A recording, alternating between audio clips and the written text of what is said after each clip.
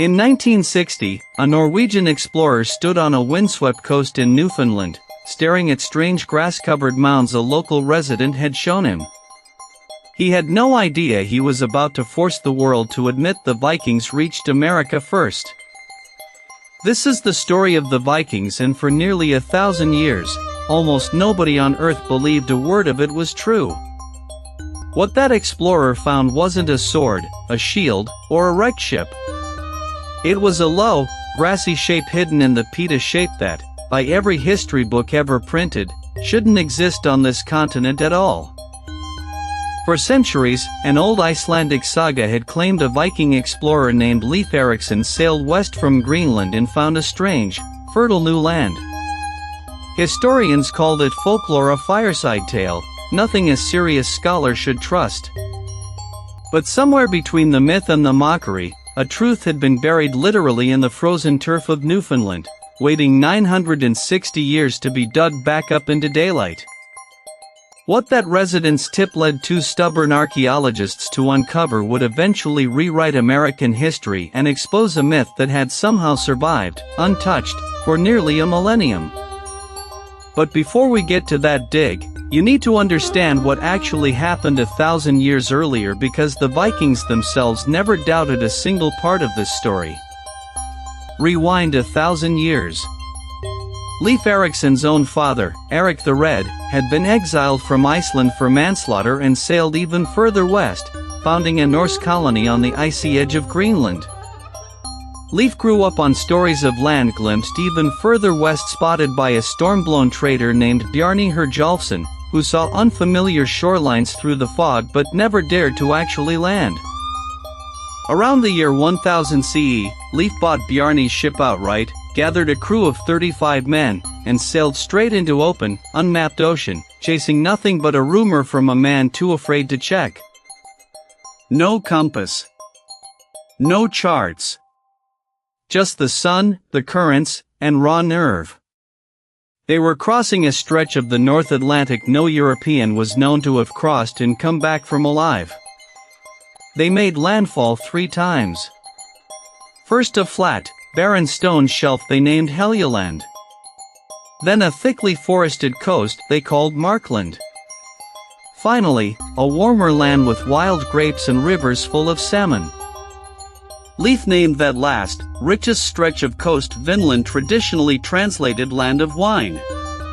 After the brutal scarcity of Greenland, this warm, fertile coast was a strange kind of luxury. They didn't just camp for a season. They built timber and turf longhouses, an iron forge for smelting bog ore, and a boat repair shed. This was a planned outpost, the first known European settlement in North America. Inside those walls, Norse men and women lived through a full Atlantic winter on a continent no European back home was ever supposed to reach. They cooked, argued, repaired tools, and waited out the cold. They knew exactly what they'd achieved.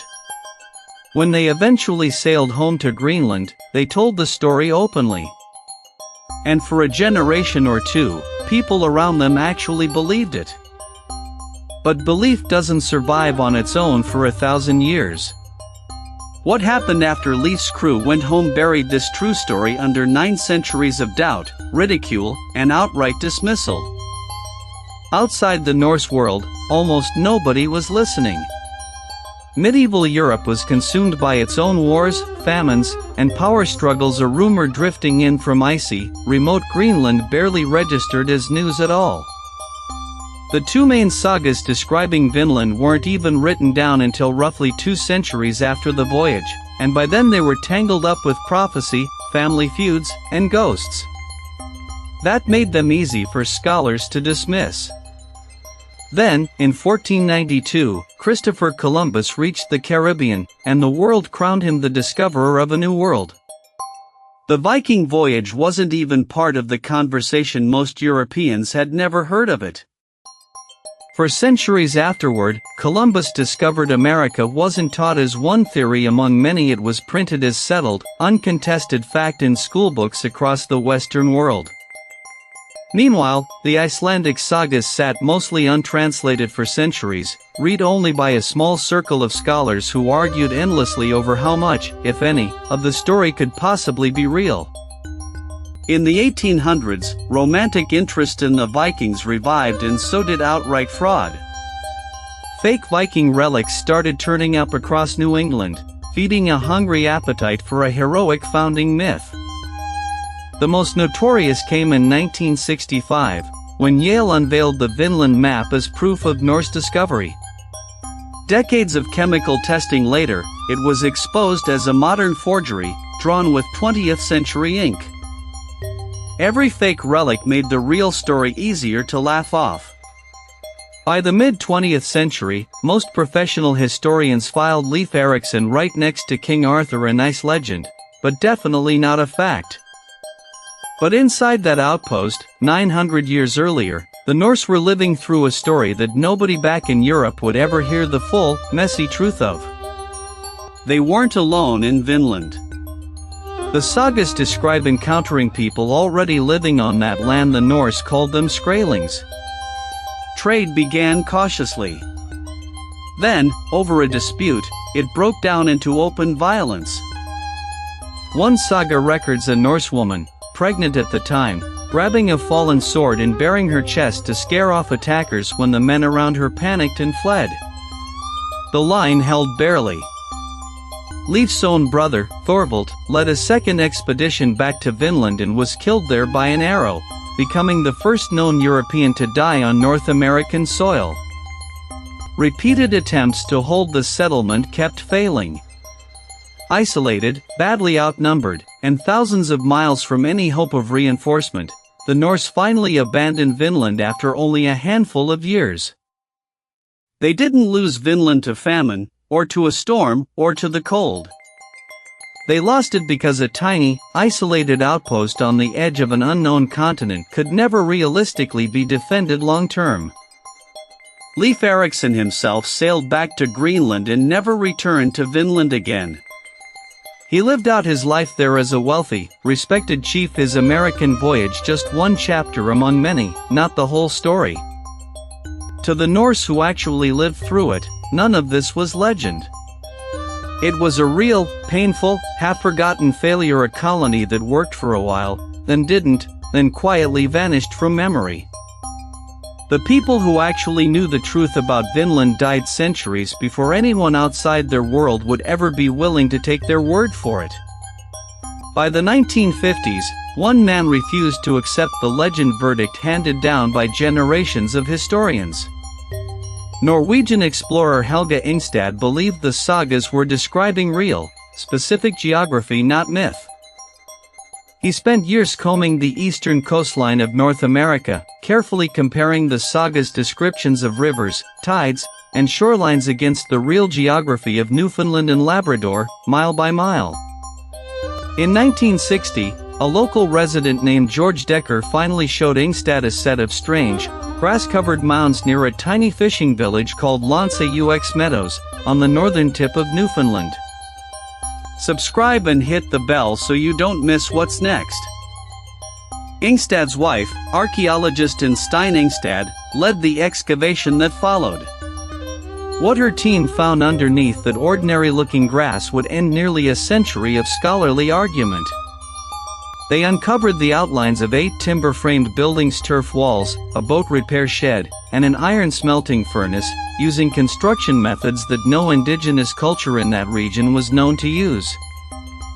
Then came evidence nobody could argue away: a bronze cloak pin, a bone needle, and iron nails, unmistakably Norse-made, radiocarbon dated to right around the year 1000 CE. For the very first time, physical evidence, not a saga, not a rumor, not a fake relic, placed real Vikings on North American soil, nearly 5 centuries before Columbus ever set sail. Longhouses Meadows was declared a UNESCO World Heritage Site. But even after that, one question stayed stubbornly unanswered for another 60 years. Exactly which year were the Vikings actually there? In 2021, a team of scientists tried something completely new.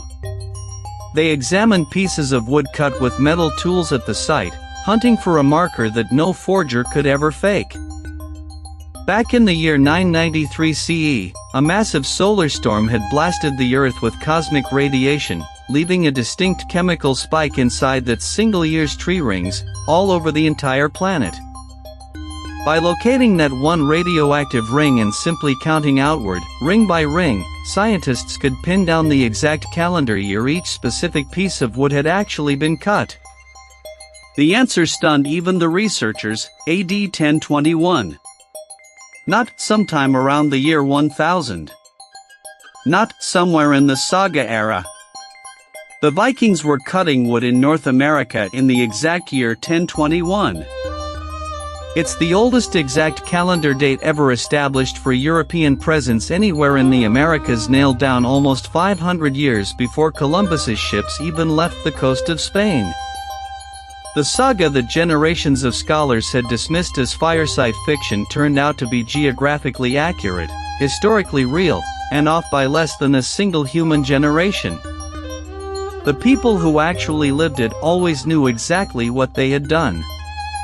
It just took the rest of the world 960 years to finally catch up with them. So why did it take 960 years? Partly distance. Partly bad luck. But mostly because nobody outside that small Norse world ever had a real reason to believe them. The Vikings never hid what they'd done. They told the story openly, generation after generation. The world simply wasn't ready to trust a saga instead of a certificate, a document, or a museum label. Today, Lanza UX Meadows sits quiet on the Newfoundland coast, reconstructed turf houses standing on the exact spot where Leif Erikson's crew once waited out a long, strange, frozen winter. It's not a myth anymore. It's a UNESCO World Heritage Site, a radiocarbon-dated bronze pin, and one exact year burned permanently into ancient tree rings by a solar storm nobody could ever fake. Somewhere between an Icelandic fireside tale and a residence tip to a stubborn Norwegian explorer, the truth about Vinland survived 960 years buried quietly underground. Leif Erikson never got a statue in his own lifetime for what he actually pulled off. It took modern science 9 centuries just to prove he wasn't lying. The Vikings reached America first, and for almost 1,000 years, they were the only people on Earth who actually knew for certain that it was true. If an entire real settlement can vanish from accepted history for 900 years and still turn out to be true, what other myths out there are just unproven facts waiting to be dug up? Tell us below.